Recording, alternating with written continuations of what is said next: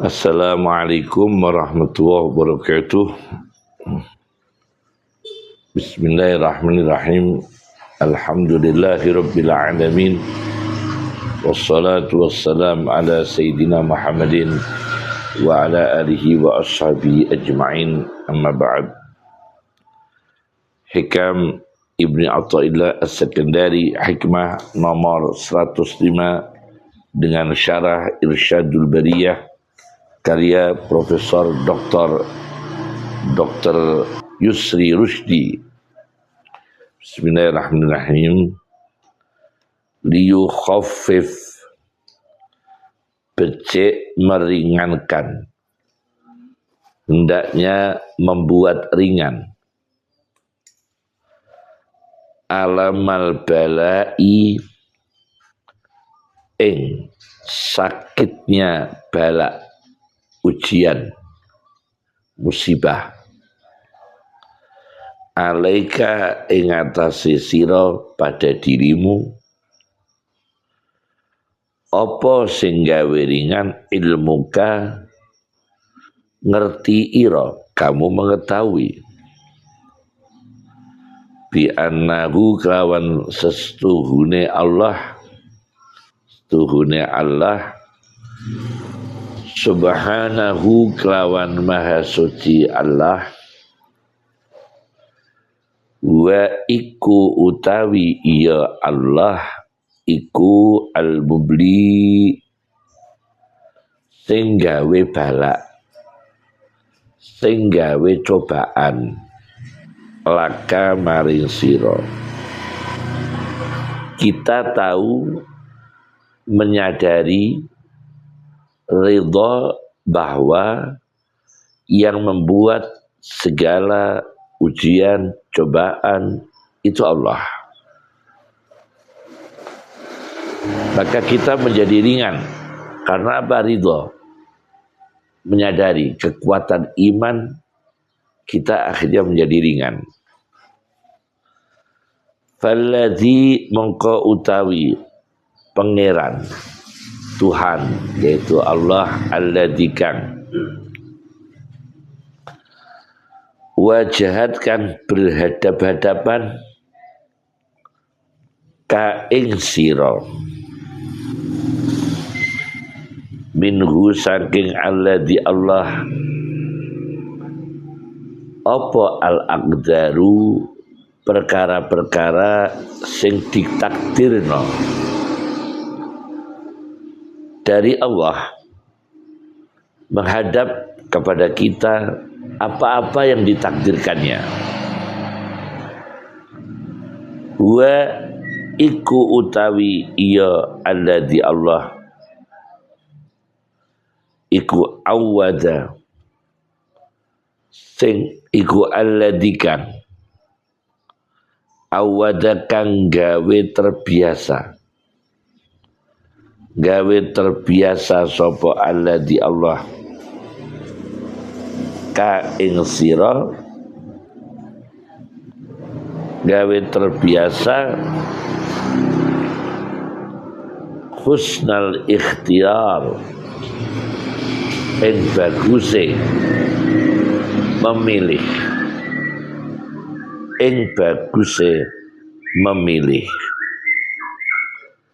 Artinya Allah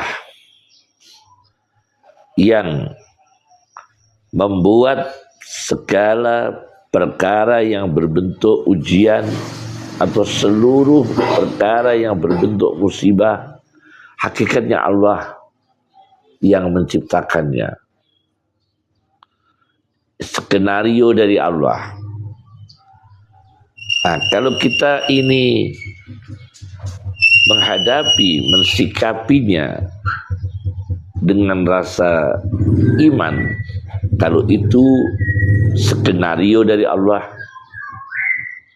maka kita terasa ringan. Satu. Yang kedua, kita terbiasa husnal ikhtiyar, yaitu bagusnya sikap yang kita pilih. Sikap yang kita pilih. Jadi kita tidak putus asa, tidak mengeluh, tidak marah. Karena apa? Pilihan sikap yang tertanam pada diri kita adalah pilihan yang baik. Menghadapi bala itu dengan memilih perasaan yang benar, memilih pola pikir yang benar, memilih tindakan yang benar ketika menghadapi bala. Atau makna yang kedua, husnul ikhtiar, Allah membiasakan pada diri kita husnul ikhtiyari, yang bagusnya memilihkan, yaitu Allah memilihkan kepada kita pilihan-pilihan terbaik. Kata Profesor Dr. Yusri di halaman 279 Irsyadul Bariyah, fahuwa alladhi ikhtara lakil Islam, maka dialah Allah yang memilihkan dirimu beragama Islam. Wa anta fi aslabil arham, ketika dirimu masih dalam tulang belakang, masih ada tulang belakang rahim. Bal anta fi sulbi sayyidina Adam, bahkan justru kamu manusia masih di tulang belakang benih-benih akan calon keturunannya pada diri Adam. Fakhtaro laka kamal al-afiyah, maka Allah memilihkan pada dirimu sempurnanya keselamatan bil Islam, bil iman wal Islam, dengan iman dan Islam. Nah, ini juga bisa tafsiran begini.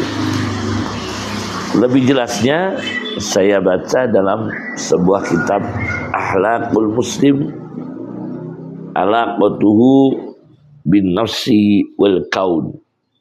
Nah, ini karya Profesor Dr. Wahbah Az-Zuhaili di halaman 473, 474,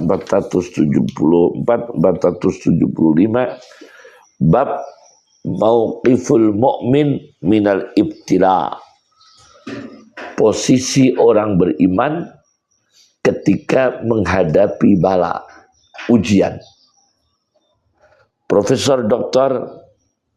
Wahbah Az-Zuhaili, pertama, sikap ketika bala itu, ujian itu, musibah itu pada diri orang lain. Hadis Rasulullah SAW, orang yang melihat orang lain mendapatkan bala musibah, punya penyakit misalnya, lalu dia berdoa bukan niat menghina, berdoa dengan lirih atau dengan suara yang pelan, jangan sampai terdengar oleh orang yang mendapatkan musibah tersebut. Kita yang diselamatkan Allah berdoa, alhamdulillahi, segala puji bagi Allah, alladzi afani, yang telah menyelamatkan kami, mimma ibtalaka bihi, dari perkara yang Allah mengujimu dengan perkara itu, wa faddalamu. Nah, ini jangan sampai terdengar orangnya, ya. Wa faddalani ala kasirin, dan Allah telah memberikan kami anugerah, kelebihan yang tidak dimiliki orang lain, sehat, ketenangan, punya anak yang salih, mimman khalaqa tafdila, daripada makhluknya Allah yang lain, sebenar-benarnya memberikan anugerah kepada kami, memberikan kelebihan kepada kami. Nah, orang yang berdoa ini lam yusibhu dalikal bala, maka dia dilindungi Allah, tidak kena bala musibah yang dialami oleh orang lain itu. Yang kedua, yaitu hadis Nabi, sabar menghadapi bala adalah menunjukkan indikasi akan hilangnya kesedihan. Karena apa? Hadis Nabi, was-sabru, dia sabar itu penerangan dalam hati. Sabar itu pelita hati. Sabar itu cahaya hati. Disebutkan hadis lain, yaitu wa may yatasabbar yusabbirhullah. Barang siapa yang melatih dirinya sabar, maka dia akan disabarkan oleh Allah. Kemudian sikap yang ketiga, yaitu menukil hadis di antara perkara-perkara yang tidak bisa diperoleh kecuali hanya dengan sesuatu yang ajaib. Yakni ajaib tidak disangka-sangka. Sesuatu yang datang secara ajaib, tidak disangka-sangka, tanpa terencana, adalah sabar. Maka lebih-lebih yang kehebatan sabar itu ketika musibah awal datang. Begitu datang langsung bersikap sabar. Ini jiwa yang ajaib. Karena dari mana dia memulai, dari mana dia merencanakan, kok bisa timbul kesabaran.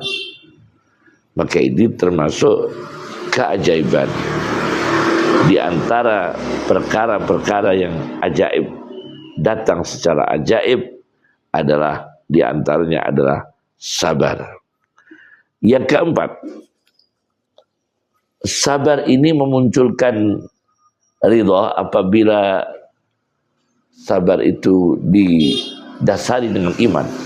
Misalnya diberikan Allah rezeki yang fluktuasi naik turun, kebetulan dalam kondisi tertentu rezeki itu turun, ekonomi turun, bahkan pada level yang kritis sampai defisit atau kekurangan, maka Rasulullah SAW mengatakan kezuhudan dunia diantaranya adalah wa antakuna fi sawabil musibah. Kamu senang mendapatkan pahala musibah idza anta usibta biha, jika kamu tertimpa dengan musibah itu, arghaba fiha, kamu lebih suka jika musibah itu, dalam musibah itu, karena mendapatkan pahala. Lau annaha, andaikan musibah itu, seandainya sesungguhnya musibah itu ubqiyat, ditetapkan, laka pada dirimu. Wah, ini tingkat tinggi nih, menghadapi bala, menghadapi musibah, bahkan dia sudah terlatih dengan tenang. Nggak apa-apa musibah itu berlangsung cukup lama misalnya ya, berlangsung tidak berhenti-henti, karena dia ingin mendapatkan pahala sabar menghadapi musibah itu. Nah, ini lebih tinggi lagi. Nah, 4 sikap ini ya, sebagai contoh kami ilustrasikan kasus di dalam kitab Raudhur Rayyahin. Raudhur Rayyahin karya Afifuddin Abdullah bin As'ad Al-Yafi'i, ya, yaitu di jilid 1 jilid 1, Raudhur Rayyahin dan takmilahnya ini 2 jilid, terbitan Darul Fathi. Ini terbitan yang bagus ya, Raudhur Rayyahin itu jilid 1 halaman 141 142. Diceritakan dari Syaqiq Al-Balhi. Syaqiq Al-Balhi bercerita, aku melihat di jalan Makkah seorang laki-laki yang lumpuh berjalan dengan ngesot, muqa'adan yashafu 'alal ardi. Dia lumpuh berjalan ngesot. Lalu aku bertanya, min aina akbalta? Saudara ini datang menghadap ke Makkah dari mana? Dia menjawab, min Samarqanda, dari Samarkand, Uzbekistan. Jauh dari Samarkand ke Makkah. Hanya perjalanan, mungkin kalau naik kapal, dia naik kapal, habis itu ngesot lagi. Ya. Kemudian dia bercerita, fadzakara a'waman tazidu al-ashrah, mencapai 10 tahun. Subhanallah. Berjalan ngesot, kepingin ke Mekah, lumpuh ngesot dari Samarkand menuju Mekah lebih dari 10 tahun. Subhanallah. Syaqiq tercengang, terkagum, terpana. Maka dia mengatakan, ata'jabu, apakah saudara Syaqiq heran, min abdin do'if, dari seorang hamba yang lemah, yakni kami, yahmiluhul maula al-latif, yang ditakdirkan Allah dibawa ke Mekah, diberi keberhasilan oleh Allah dibawa ke Mekah. Tuhan yang maha lembut, Tuhan yang maha mengasihi, Al-Maula Al-Latif. Luar biasa. Ya. Ini kasus yang pertama. Kemudian kasus yang kedua. Saya baca di dalam kitab Al-Fawaidus Syatiriyah Minan Nafahat Al-Haramiyah, Sayyid Al-Allamah Salim bin Abdullah bin Umar Asy-Syatiri. Diceritakan di sini di juz 3 ini ya. Di juz 3 diceritakan halaman 83-84. Seorang laki-laki dari Baghdad, Irak, keluar dari Baghdad, Irak menuju tujuan Iran, yaitu Persia. Begitu sampai di gunung orang-orang Kurdi, Jabal al-Aqrad, laki-laki ini dihadang oleh para pencuri, penjahat, lusus. Lusus itu pencuri, penyamun, begal, perampok, pokoknya lusus. Dan diambil seluruh barang yang dibawa laki-laki itu. Harta yang dibawa, pemalin, kendaraannya dibawa, merkubin dibawa. Bukan cukup berhenti di situ. Orang ini, laki-laki ini dieksekusi oleh, disiksa ya. Eksekusinya bukan eksekusi karena kasus hukum ya. Dia dimasukkan dalam satu lubang. Masukkan dalam satu lubang yang dibuat oleh para pencuri itu, para perampok itu. Lalu laki-laki ini dimasukkan, dihuruk tanah, hanya kelihatan kepalanya saja. Sudah diambil barangnya, masih dikubur, wadafanuhu kullah illa rasah. Dikubur oleh perampok pencuri itu, seluruh badannya, disisakan kepalanya, kelihatan di permukaan tanah. Kata pencuri itu, ya'ti al-an sab'un fayakuluka. Akan datang sekarang ini binatang buas, predator yang akan menelanmu, memakanmu. Lalu perampok pergi, lalu pencuri-pencuri itu pergi. Datanglah malam, datanglah singa. Subhanallah. Lalu singa ini mendekati laki-laki ini yang tidak bisa lari karena tubuhnya terpendam, hanya kepalanya. Dan mendekati kepalanya dan menciumi baunya. Apakah singa ini jadi memakan atau tidak? Karena singa ini mencium baunya untuk memastikan laki-laki ini masih hidup atau sudah mati. Akhirnya singa tahu ini masih hidup.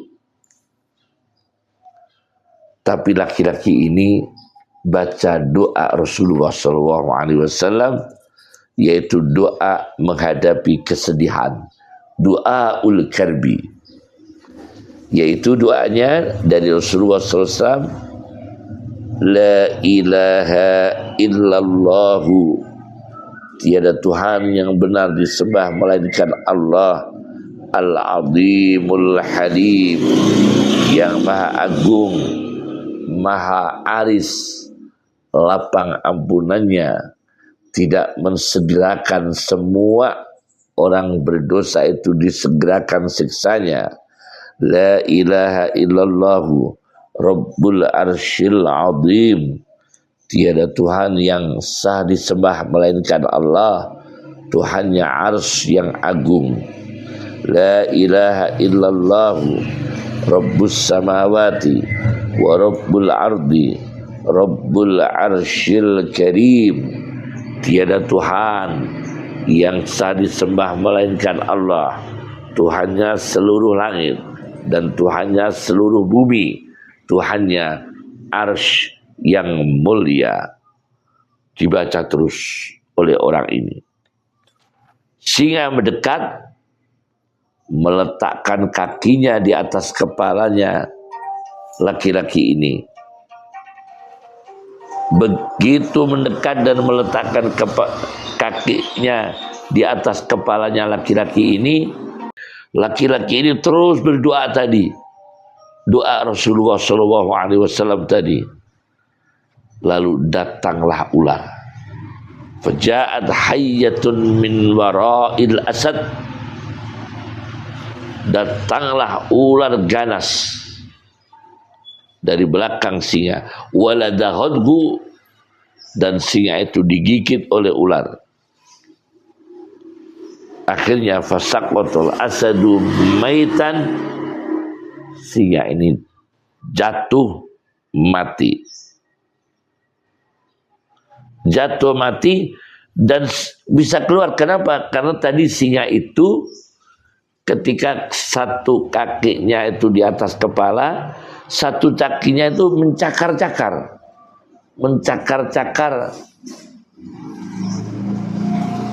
tanah lokasi penguburan badannya orang tersebut. Jadi dicakar-cakar sampai dalam. Tidak langsung ditelan, dicakar-cakar dulu. Kakinya satu diletakkan di kepala, yang satunya kaki yang lain mencakar-cakar. Akhirnya orang ini bisa keluar. Ular masih ada di sebelahnya, orang ini bisa keluar dan akhirnya mengambil batu dan membunuh ular tersebut. Subhanallah, bala ujian disikapi dengan ridho kepada Allah dan berdoa kepada Allah. Doa khususnya terlebih-lebih ya, doa dari Rasulullah sallallahu alaihi wasallam. Assalamualaikum warahmatullahi wabarakatuh.